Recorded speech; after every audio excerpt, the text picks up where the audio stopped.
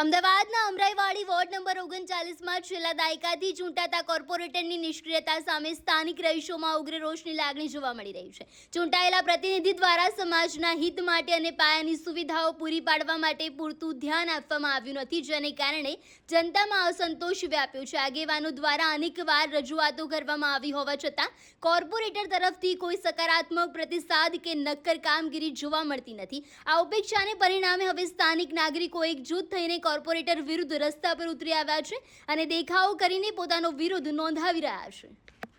કરીને જો અમારે ત્યાં છે ને રોડ ઉપર ઘર છે ને બહુ ગટર ભરાય। સવારમાં તમે જોવા આવો 8 વાગ્યા સુધી બધા પાણીમાં ચાલીને દૂધ લેવા, ચા લેવા, કાંઈ બી લેવા આવો તો અમે કેટલી વખત સુધી પાણીનો પ્રોબ્લેમ બંધ જ નહીં થતો। વર્ષો જતા રહે, અમારે 25 વર્ષ ત્યાં રહેવાય।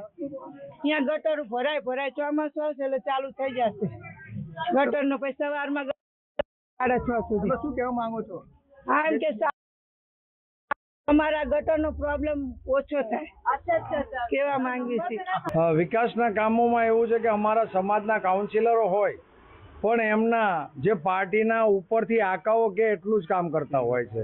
દાખલા તરીકે આજે અમારી તમે સૌગણનગરથી લઈ લો તો આનંદ એપાર્ટમેન્ટ સુધી ક્યાંય પણ હજી ગટરોની સમસ્યા એવી ને એવી છે। રોડ રસ્તાની પણ એવી છે। પથ્થર પેવિંગ કોઈ કામ જ થયા નથી અને જો પથ્થર પેવિંગના કામ થયા તો હવળા પથરા કરવામાં આવે છે, બાકી કશું જ થયું નથી। આજે અમારું આનંદ એપાર્ટમેન્ટ છે કે અહીંયા આનંદ એપાર્ટમેન્ટ અને મંગલદીપ એપાર્ટમેન્ટ બે એપાર્ટમેન્ટની અંદર આજની તારીખમાં ગટર અને પાણીની સખત સમસ્યા છે। ત્યાં આજની તારીખમાં ટેન્કર રાજ છે।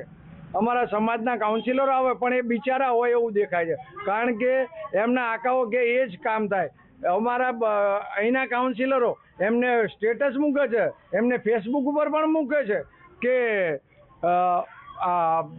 ચોકસીની ચાલી, ત્રિવેણીની ચાલી, એમાં ખાતમુહૂર્ત કર્યું, ખોદાણ તીકમ પાવડા લઈ પતરાવાળી ચાલી, ત્યાં બધે એ લોકો ખાતમુહૂર્ત કરે છે પણ અમારી સમાજમાં ક્યાંય ખાતમુહૂર્ત અહીંયા કે ને જે આ ચાલીઓ છે ગુલાબનગરની અંદર, ત્યાં આજની તારીખમાં ગટરની સખત સમસ્યા છે અને અહીંયા ખરેખર ગટર પાણીની એટલી બધી ગંભીર પરિસ્થિતિ કે આ રોડ પણ વ્યવસ્થિત નથી બન્યા। અત્યારે આ રોડ નવો બન્યો, કોર્પોરેશને રોડ બનાવ્યો છે પણ રોડ ઉપર અત્યારે ડામર ઓગળે છે। હજી 1.5 મહિનો થયો ગયો, હજી બીજું પેવર નાખવાનું, હજી બીજું પેવર પણ નાખ્યું નથી। હવે એમના મેં રોડ પાસ થઈ ગયા છે એવું લાગી રહ્યું છે।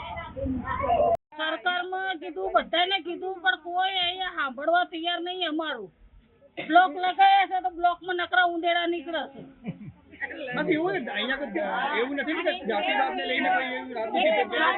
જાતિવાદ અમારો કોઈ નહીં, અમારો એક જ પરિવાર છે બધો, એક પરિવાર જેમ જ રહીએ છીએ। અમારા ઘેર પાણી ના આવે ને તમે એમના ઘેર ભરીએ છીએ।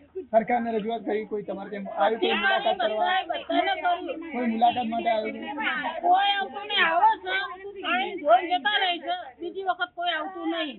આ વોટ લેવા 5 દિવસ આવશે તો 5 વર્ષ અમારે એમની જોડે જવાનું। ઓકે, ચાલો।